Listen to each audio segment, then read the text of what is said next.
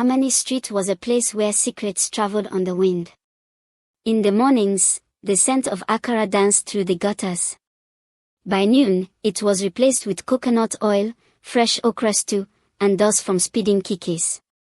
But by evening, when shadows stretched long and the streetlights flickered like dying stars, Harmony Street belonged to the women, their laughter echoing from salons, the snap of chewing gum punctuating gossip, and hair dryers humming like electric bees. Nestled at the very center of this living, breathing artery was Glam Haven, the most prestigious salon in all of Suralia. Not just a beauty house, but a throne room.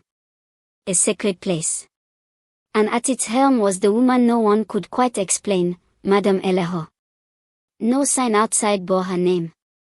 No banner announced her presence. Yet everyone knew who she was. You didn't need an ad when your legend walked ahead of you like a second skin. She was not tall, yet she commanded height. Not loud, but silence fell when she entered. Her voice was soft, wrapped in velvet, but when she spoke, even the mirrors seemed to listen.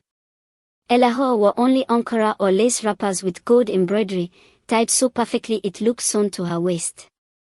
Her shoes were always heeled, always quiet. Her hands, adorned with coral rings and golden bangles, moved like a dancer's, slow, precise, full of purpose. Her dreadlocks, black as obsidian, uncut since her youth, flowed down her back like a queen's cloak. She never covered them. Never hid them. They were her crown, and everyone knew better than to touch them. Madame Eleho's face was untouched by time. Smooth cheeks, sharp cheekbones, glowing skin that no filter could replicate. She bore no wrinkles, not even around her eyes, those almond-shaped eyes that saw everything, even what people tried to hide. Some whispered that she was 45. Others said she was 60. A few old women who had lived on Harmony Street since its dirt road days swore they remembered Eleho as a grown woman when they were little girls. She was there before the road was tarred, said Mama Imaid, the pepper seller. Before Nipa even brought wire to this place. But no one ever asked Eleho about her age. It would be improper. She wasn't just a stylist. She was an institution. You didn't question a river source, you just drank when it flowed. Every client left transformed. From battered wives to heartbroken students, from politician side chicks to first-time brides, she fixed more than just hair. She healed egos. She wrapped confidence into every twist, stitched pride into every weave. I came for a hairstyle, a client once said after a session. But I left with a new spirit. Lamb Haven itself reflected its mistress. Its windows were always clear. Not just clean, clear, like glass freshly born. The walls were ivory with a hint of lilac, and the air always carried the scent of hibiscus and shea butter. Each styling chair was carved from mahogany. No plastic, no shortcuts. Even the mirrors, tall, brass-edged things, felt ancient, like portals. The staff wore black and purple uniforms, ironed to perfection, collars stiff as prayer books. They were handpicked by Eleho herself, trained not just in style but in silence. Gossip was forbidden within Glam Haven's walls. Personal phones were banned. No shouting. No chewing gum. The salon was holy ground. Some of her girls came and went. Others had been with her for years, aging gently while their boss remained unchanged. A few left in silence, suddenly, quietly, never to return. Rumors surrounded them. One girl went mad, speaking of fire under the floor. Another grew sick overnight, her hair falling out in clumps. But no one dared confront Madame Eleho. Not directly. She was too poised.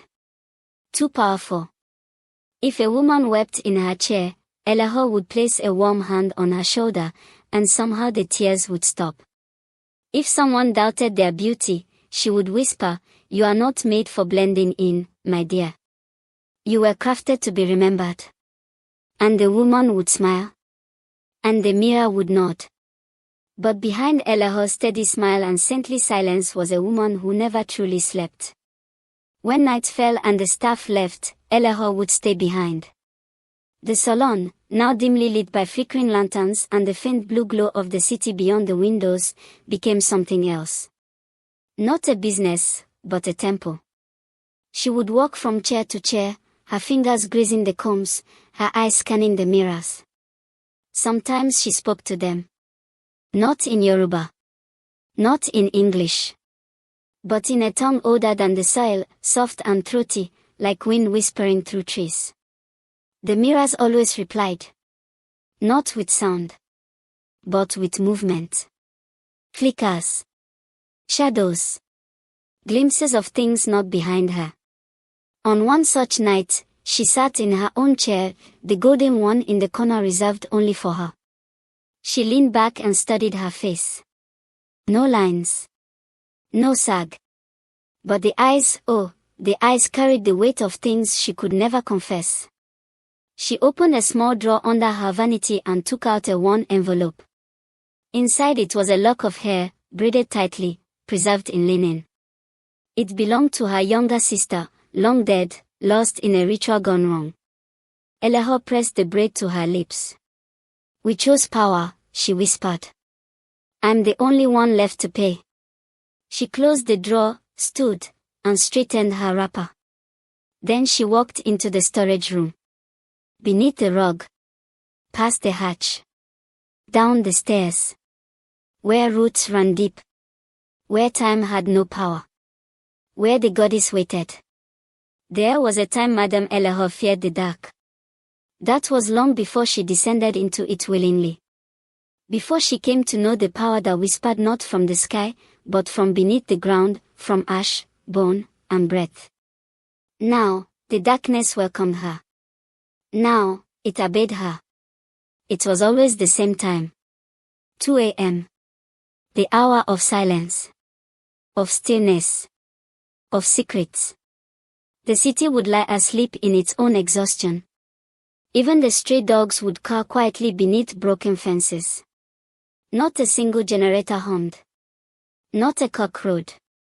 This was when Elahor returned. She always came alone. Dressed in plain wrappers, no makeup, no jewelry. A woman stripped down to her bones. She would enter through the back gate, unlocked by an old iron key she kept tied around her waist with red thread. The gate creaked in recognition. The building itself seemed to breathe differently when she arrived.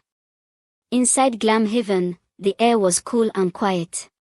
But beneath the tiled floor in the storage room, beneath the rug that no employee dared clean, there lived a chamber that pulsed with ancient breath. Her sanctuary. Her shame. Her altar. Her lifeline. The trapdoor was hidden under a plank painted the same color as the tiled floor. Most people never saw it. They didn't want to. Because something about that room made their stomach turn, their palms sweat, their mouths dry. Elahor lifted it with ease. Beneath the door, a stone stairwell, curved like a snake's spine, leading downward into a room built of clay, sweat, and blood-remembering earth. No electricity. Only the faint orange glow of ritual candles, some lit hours before she even arrived. They knew she was coming. The goddess always knew. The walls of the chamber were decorated with sacred symbols, drawn in nzu, white chalk made from crushed limestone. There were markings for youth, markings for memory, for fertility, for vanity, for control. Bundles of dried herbs hung from the ceiling, yuakoko, ogan abinren, scent leaf, tied with red and black thread. Animal skulls lined the corners, offerings sealed in clay pots beside them. At the center sat the altar, an oval stone table covered in ash and candle wax, surrounded by 7 bronze bowls. Each bowl held a sacred element: crushed snail shell, cow's milk, menstrual blood, bitter cola, salt, fire ash, and hair. Elahor's hands trembled slightly as she lit the main candle, a tall, black stick soaked in palm oil. Its flame danced with color: blue, green, red, orange, purple, then finally, white. The goddess was ready. 33 years ago, Elaho had been desperate. Her beauty was fading. Her clients were leaving. Men no longer stared at her in the market. Her salon in Warri was failing. At 28, she felt old, discarded by the world. It was then her mother, Mama Edo, a priestess who had long renounced vanity, brought her to the forest of Yorobo, where they met the matriarchs of the clothless circle, old women with glassy eyes, dry breasts, and power thicker than fog. They sat in a circle of fire and asked her, "Do you want to be admired or forgotten?" Elaho chose admiration. And so, they summoned Yua, the goddess of vanity and renewal. A spirit older than the soil, her face forever hidden behind a mirror. Her voice was neither young nor old, soft nor loud. It came from inside the chest, vibrating like a second heartbeat. Yua made her an offer.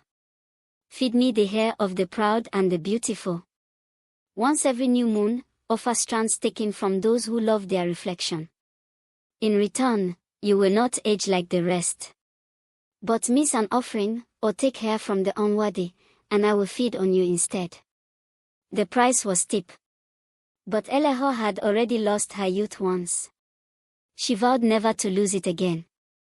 Tonight, like every month, she had gathered her harvest with care. Hair strands swept carefully from the salon floor, combs, and towels. Not just any hair. Only from women who walked in like they owned the room. Who laughed too loud. Who flaunted their curves. Who took selfies every 10 minutes. Their confidence had a flavor, and the goddess loved it. Elaho emptied the strands into a copper basin lined with crushed hibiscus. She added a few drops of goat blood, a pinch of her own fingernail dust, and 1 drop of her saliva. She lit the fire beneath the basin and began the chant. "You are, spirit of the coiled crown, keeper of glory and time. Here is your feast. Feed. Drink. Make me whole again." The hair sizzled. A greenish smoke curled upward, twisting like a serpent in it. Her body tingled. Her skin tightened. Her womb pulsed. She could feel the years retreating from her bones. But then, the smoke paused. A single strand floated, thick, black, tightly coiled. It refused to burn. Elaho's eyes narrowed. She reached toward it. The fire snapped. She jerked back. The basin hissed. The smell of bitter herbs turned to rot. The lights flickered. A voice, not loud, not angry, just ancient, filled the room. "You have touched the light born. The one I marked before you. Her roots are not yours. Her hair is not food." Elaho gasped. She knew immediately, Zeno. The new girl. Something about her had been different. Her laugh too honest. Her spirit too clean. Her beauty untainted. And her hair. She should have known. She should have known. Elaho finished the ritual, but her body didn't respond the same way. Her reflection in the mirror looked dull. Her hands felt cold. Her gums bled slightly. Her back ached. Just for a moment. Decay had entered the chamber. She wrapped her body in white linen and climbed back upstairs. The mirrors in the salon blinked strangely as she passed. One showed her with grey hair. Another, wrinkled skin. She turned away. Back in her chair, she sat in silence. "This girl," she whispered. "She's a danger." But she didn't yet know how. Or what it would cost. She arrived on a rainy Tuesday, barefoot, exhausted, and beautiful in a way that refused to be ignored. Zeno Omarab, 21 years old, with skin like deep roasted shea, eyes soft like a dusk horizon, and hair that defied gravity and submission. She stood at the gate of Glam Haven, her daughter strapped to her back in a faded wrapper, a plastic bag in one hand and a crumpled flyer in the other. The flyer was damp, barely readable. "Now hiring, Glam Haven Salon. Receptionist," shampoo assistants, braiders. Must be respectful. Must have hands blessed by the gods. Zeno didn't think she had blessed hands. But she had hunger. She had desperation. And, unknowingly, she had something else, something ancient. Zeno's journey to Lagos was not one born of ambition. It was born of exile. She had been raised in Ochi, by a fiercely traditional grandmother who believed in the old gods, the old ways, and the power of a woman's hair. Her mother died giving birth to her. Her father vanished months later. The villagers said she was cursed. Her grandmother said she was chosen. Your hair is not for decoration, Zeno, Mama Iobosa used to say while combing it gently under the moonlight. It is your protection. Your strength. Your memory. She was forbidden to cut it, relax it, or let unworthy hands touch it. Each strand, Mama said, held the voice of their foremothers, warriors, priestesses, herbalists. That's why Zeno's hair was always braided with herbs, anointed with shea butter and your cocoa leaves. But life in the village soured. At 16, she fell in love with a boy from a rival clan. When she got pregnant, the community turned on her. They called her a disgrace. Said she had wasted her spiritual purity. Her grandmother fought for her, but the shame grew too heavy. Then, the baby came, Asta. Mama Iobosa died shortly after from a stroke. Some said it was grief.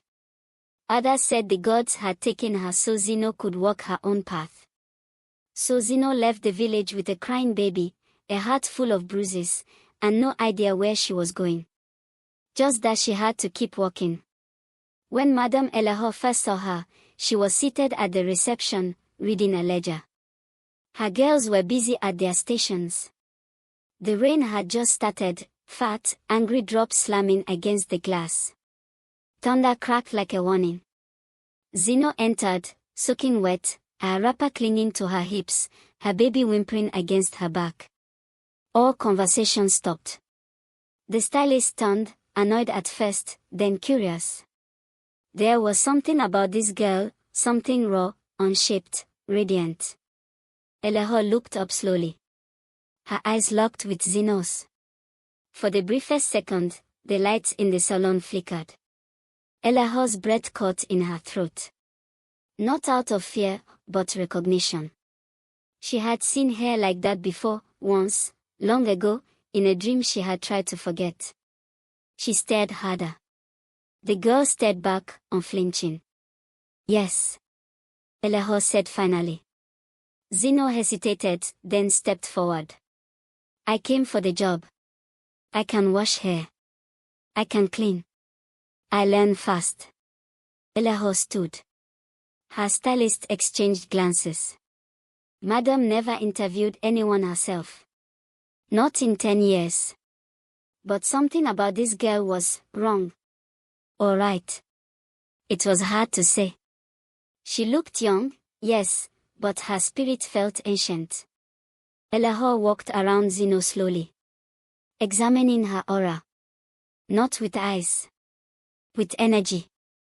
With the senses she had honed in sacred fires and blood-stained basins.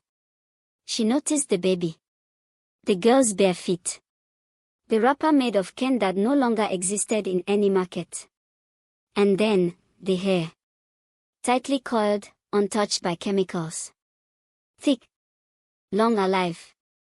It vibrated. Where's your mother? Eleanor asked softly. Zeno blinked. Dead. Your grandmother. Zeno hesitated. Also dead. Madame nodded. Come tomorrow. 7:30 sharp. Bring your child. You can work under me. You will learn. Zeno didn't smile. But something in her chest loosened. Something that had been clenched for too long. From the moment Zeno started, the energy in Glam Haven changed. The other girls noticed it. Clients noticed it. Blow dryers started short-circuiting. One stylist slipped and twisted her ankle. A new mirror arrived, cracked from the inside. And Zeno. She moved like she belonged. As though she had walked those floors in another life. Her hands were gentle. Her voice was calming. Even the noisiest toddlers went quiet in her lap. Clients requested her for shampooing more than the others. But what unnerved them most was her intuition. One woman cried during a shampoo. Zeno placed a hand on her crown and whispered a verse from a forgotten dialect. The woman said her headaches vanished. Another client with brittle hair received a massage from Zeno, and for the first time in months, her hair stopped breaking. She didn't know she was healing people. She was just doing what her grandmother had taught her. But Madame Elaho knew. And the more Zeno's gift bloomed, the more the goddess grew restless. One night, as Madame Elaho prepared her monthly ritual, she added strands of Zeno's hair swept up from the wash basin. Just a few. Just enough. But when she tossed them into the fire, the flames hissed. The smoke turned black. The mirrors cracked. Her skin blistered. She collapsed. That night, she dreamed of the forest again. Of you are, taller, colder than ever. The goddess spoke. You have touched the protected. Her roots were blessed before your birth.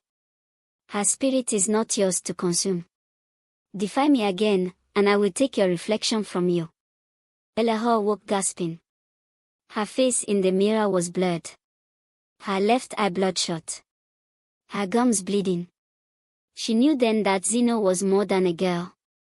She was a threat. And threats, no matter how innocent, must be neutralized. The salon, once warm and lively, began to feel colder. Not physically, but spiritually. It started the week after Madame Elaho's ritual had gone wrong. The towels didn't dry properly. The oil smelled sour no matter how fresh they were. Clients began complaining of headaches, dizzy spells, nightmares. One said she dreamt of a woman combing her hair with iron nails.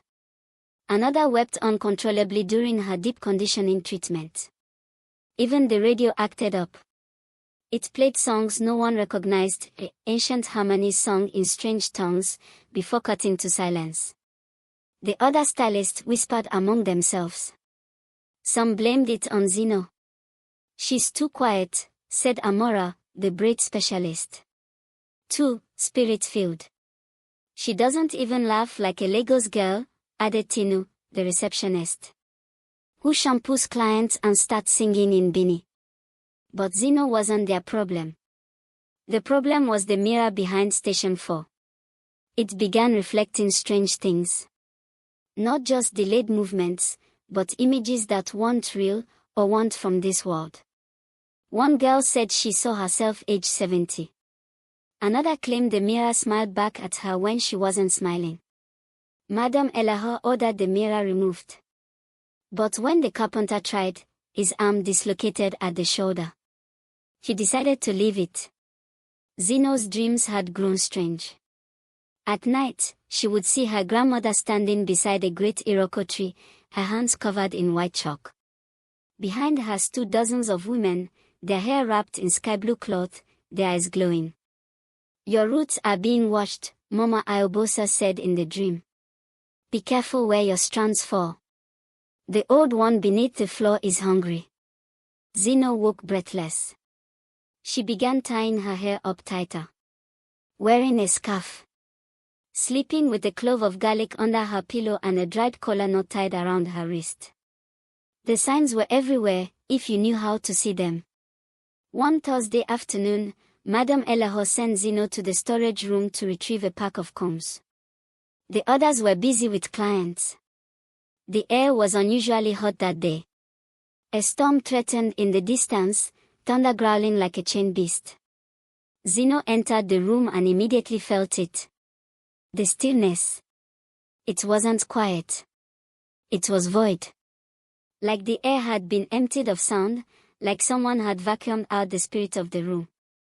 She knelt to pick up the comb pack from under a shelf, and that was when she saw it. The corner of the floor rug was lifted just slightly. as if something beneath had tried to push upward. She paused. A whisper tickled her ear. Not spoken aloud, but pressed into her spirit. "Don't go down." She stood quickly, eyes wide. Her heart pounded like a battered drum. She grabbed the combs and fled the room, not daring to look back. Madame Elahor felt her power waning. Slowly. Painfully. Her reflection had begun showing lines she hadn't seen in decades. Her knees ached when she climbed the stairs. Her gums bled every other morning. The goddess no longer answered her chants with fire. Only smoke. She tried new herbs. She burned ashes from wigs worn by actresses. She even tried drawing blood from her own finger to seal a new pact. But nothing worked. The ritual was broken, and she knew why. Zeno's presence was disrupting the spiritual balance she had controlled for decades. The girl was anointed, whether she knew it or not. And her hair, alive, ancestral, protected, was a spiritual firewall. The worst part. Elahor could feel herself being watched now. Her dreams were no longer filled with the goddess's voice, but with silence. Or worse, mocking laughter. Sometimes, she saw herself aging in fast forward. Skin folding. Hair thinning. Her hands turning to dust. Other times, she saw Zeno standing before her in white wrappers, surrounded by flames. That weekend, Zeno visited a small herbalist behind Oju Elegba. The old man didn't ask her name. He simply stared at her, nodded, and said, "You have walked past something buried. The ground has tasted your aura." He handed her a red chalk, bitter leaf soap, and a tiny calabash. "Wash your feet every night. Draw this mark on your chest before entering that place again. And whatever you do, don't leave your hair behind." She followed his instructions. The next day at Glamhaven, the lights flickered again. But this time, they didn't go out. They steadied. Elahor noticed. She narrowed her eyes. The girl was shielding, and that meant the war, silent, spiritual, unseen, had begun.